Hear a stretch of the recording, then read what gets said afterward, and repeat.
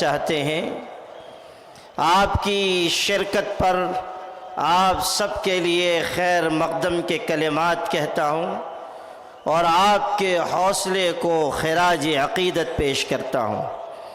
حضرات گرامی، all India Muslim personal law board مسلمانان ہند کا سب سے متحدہ اور مشترکہ پلیٹ فارم ہے۔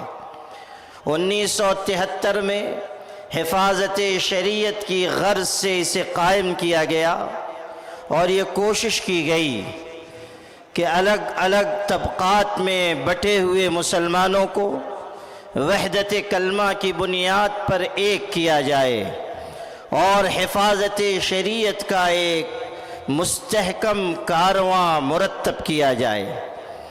All India Muslim personal law board تمام مسالک و مکاتب فکر اور تمام جماعتوں اور ملی تنظیموں کا مشترکہ پلیٹ فارم ہے۔ پچھلے 51 برسوں میں اس بورڈ نے وحدت و اجتماعیت کے محاذ پر، تحفظ شریعت کے محاذ پر، اصلاح ملت کے محاذ پر گراں قدر خدمت انجام دی ہے۔ All India Muslim personal law board پورے ملک کے مسلمانوں کے لیے وحدت و اجتماعیت کا ایک علامتی نشان بن چکا ہے اور ساری دنیا میں اپنی وحدت و اجتماعیت کی شان کی وجہ سے جانا جاتا ہے۔ All India Muslim personal law board کی یہ وحدت و اجتماعیت یوں ہی قائم نہیں ہوئی، ہمارے بڑوں اور بزرگوں نے اس کے لیے بڑی قربانی دی۔ جس وقت all India Muslim personal law board قائم کیا جا رہا تھا، مسلم پرسنل لاء کنونشن منعقدہ ممبئی کا مرحلہ تھا، تو حضرت مولانا سید شاہ منت اللہ رحمانی رحمۃ اللہ علیہ اور حضرت قاری محمد طیب صاحب رحمۃ اللہ علیہ نے اس زمانے کے عظیم اہل سنت والجماعت عالم اور بزرگ حضرت مولانا برہان الحق رضوی جبل پوری رحمۃ اللہ علیہ کو خط لکھا کہ آپ مسلم پرسنل لاء کنونشن میں تشریف لائیں۔ وہ ایک بہت بڑے حلقے کے مقتدی اور پیشوا تھے، انہوں نے اس خط کا کسی مصلحت کی وجہ سے جواب نہیں دیا، پھر خط لکھا گیا، پھر جواب نہیں آیا، تیسری مرتبہ بھی خط کا جواب موصول نہ ہونے پر ہمارے یہ بزرگ حکیم الاسلام مولانا قاری طیب صاحب اور حضرت مولانا سید شاہ منت اللہ رحمانی رحمۃ اللہ علیہ، جو خواجہ خواجگاں حضرت شیخ عبد القادر جیلانی رحمۃ اللہ علیہ کی اولاد تھے، یہ بزرگ سفر کر کے مدھیہ پردیش کے شہر جبل پور گئے، جہاں حضرت مولانا برہان الحق کی خانقاہ تھی، اور وہاں ایسے وقت پہنچے جبکہ ان کی مجلس لگی ہوئی تھی، مجلس میں لوگ بیٹھے ہوئے تھے، جگہ تنگ تھی، جہاں جوتے چپل اتارے جاتے ہیں وہاں یہ بزرگ بیٹھ گئے۔ تواضع اور انکساری، خلوص اور للہیت کا یہ منظر دیکھنے لائق ہوگا کہ ایسے بڑے علماء جوتے چپل اتارنے کی جگہ بیٹھے ہوئے ہیں۔ جب مجلس مکمل ہوئی، لوگ ملنے لگے تو یہ دونوں بزرگ بھی آگے بڑھے اور حضرت مولانا برہان الحق سے مصافحہ کیا۔ وہ شکل سے پہچانتے نہیں تھے، انہوں نے پوچھا آپ لوگ کون ہیں؟ تو حکیم الاسلام مولانا قاری طیب صاحب نے کہا میں محمد طیب ہوں، دیوبند سے آیا ہوں۔ یہ حضرت مولانا شاہ منت اللہ رحمانی ہیں، یہ منگیر خانقاہ سے آئے ہیں۔ انہوں نے پوچھا کیسے آنا ہوا؟ تو قاری طیب صاحب رحمۃ اللہ علیہ نے اپنی ٹوپی اتار کر ان کے قدموں میں ڈال دی اور کہا کہ میں اس ملک میں تحفظ شریعت کی بھیک مانگنے آیا ہوں، میں اس لیے آیا ہوں تاکہ آپ مسلم پرسنل لاء کنونشن میں آئیں۔ یہ خلوص و تواضع دیکھ کر ان بزرگ کی آنکھ میں آنسو آ گئے۔ انہوں نے کہا کہ مجھے کچھ تردد تھا لیکن اب میں ضرور حاضر ہوں گا۔ پھر وہ آئے اور مسلم پرسنل لاء بورڈ کی یہ وحدت و اجتماعیت قائم ہوئی۔ All India Muslim personal law board اگر آج حکومت کی آنکھ میں آنکھ ڈال کر بات کرتا ہے تو اس کے پیچھے فوج اور سپاہ کی طاقت نہیں ہے، وحدت و اجتماعیت کی طاقت ہے۔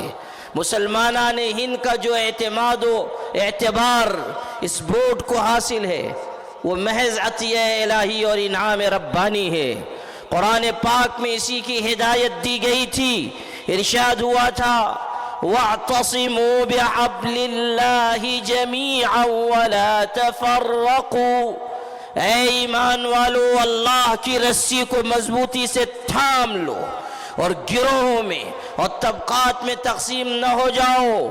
اگر ایسا کرو گے تو تمہاری قوت کمزور ہوگی اور تمہارے دشمنوں کے دل سے تمہارا رعب نکل جائے گا۔ لا تنازعوا فتفشلوا وتذهب ريحكم واصبروا ان اللہ مع الصابرین۔ قرآن پاک حقائق کو دو اور دو چار کی طرح واضح کرتا ہے کہ اگر اختلافات کے راستے پر چلو گے تو تمہاری قوت کمزور ہوگی اور تم اپنے دشمنوں کے آگے مغلوب ہو جاؤ گے۔ All India Muslim personal law board وحدت و اجتماعیت کی دعوت دیتا ہے، تمام مسالک و مکاتب فکر کے مسلمانوں سے یہ کہتا ہے کہ آپ اپنے مسلک پر چلیں مگر وحدت کلمہ کی بنیاد پر مشترکہ ملی مقاصد کے لیے ایک رہیں، مسلم پرسنل لاء کی حفاظت کے لیے ایک رہیں۔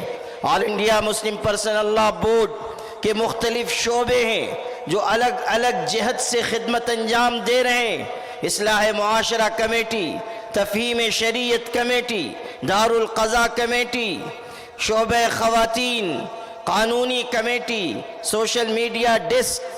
ان شعبوں کے ذریعے مختلف حلقوں میں اور دائرہ کار میں خدمت انجام دی جا رہی ہے، اور آج بھی الحمدللہ بورڈ کی آواز میں قوت ہے، طاقت ہے۔ اس وقت مسلم پرسنل لاء بورڈ تحفظ اوقاف کی مہم چلا رہا ہے۔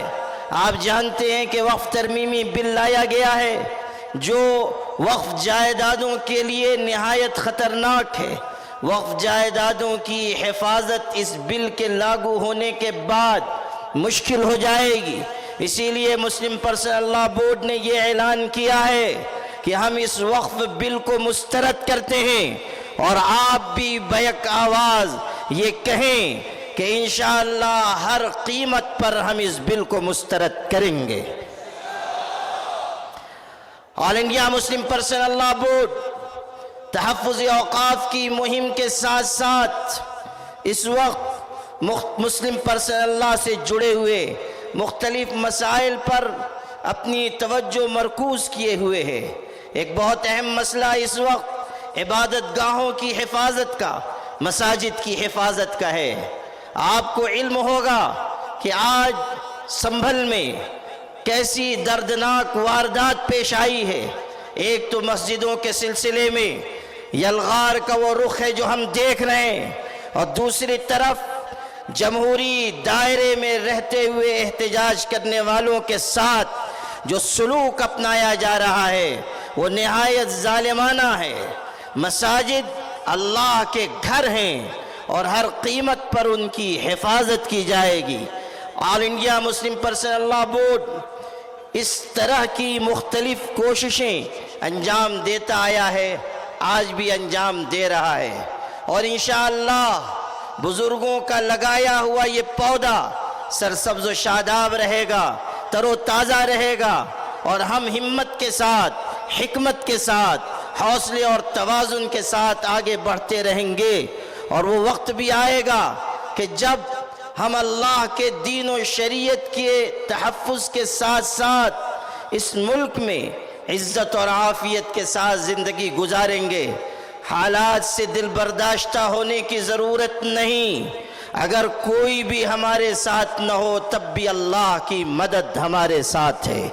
یاد کر لیجئے کہ جب حضرت نبی کریم صلی اللہ علیہ وسلم غار ثور کی تاریکیوں میں تھے اور دشمنوں کے قدم وہاں تک پہنچ گئے، سیدنا ابو بکر صدیق نے کہا دشمن قریب آ گئے ہیں، کسی بھی وقت ہم کو دیکھ سکتے ہیں۔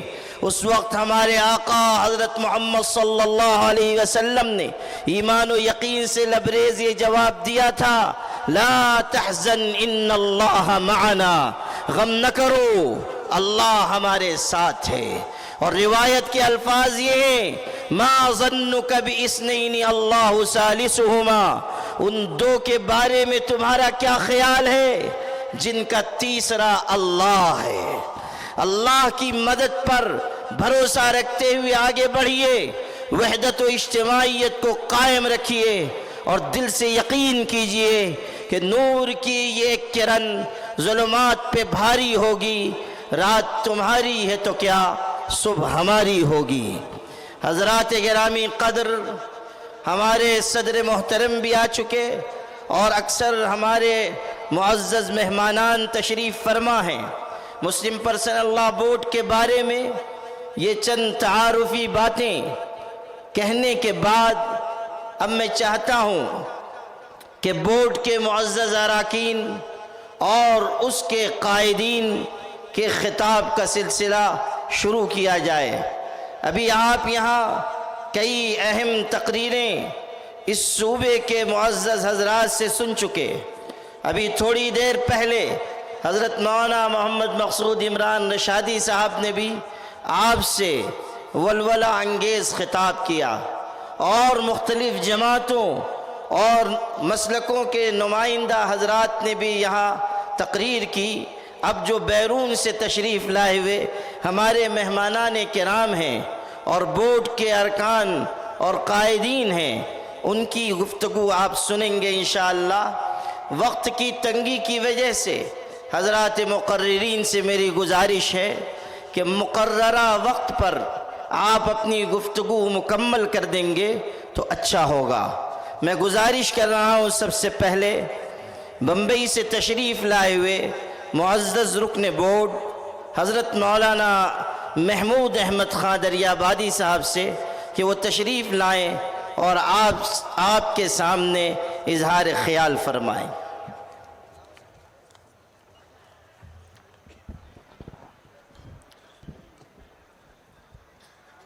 بسم اللہ الرحمن الرحیم۔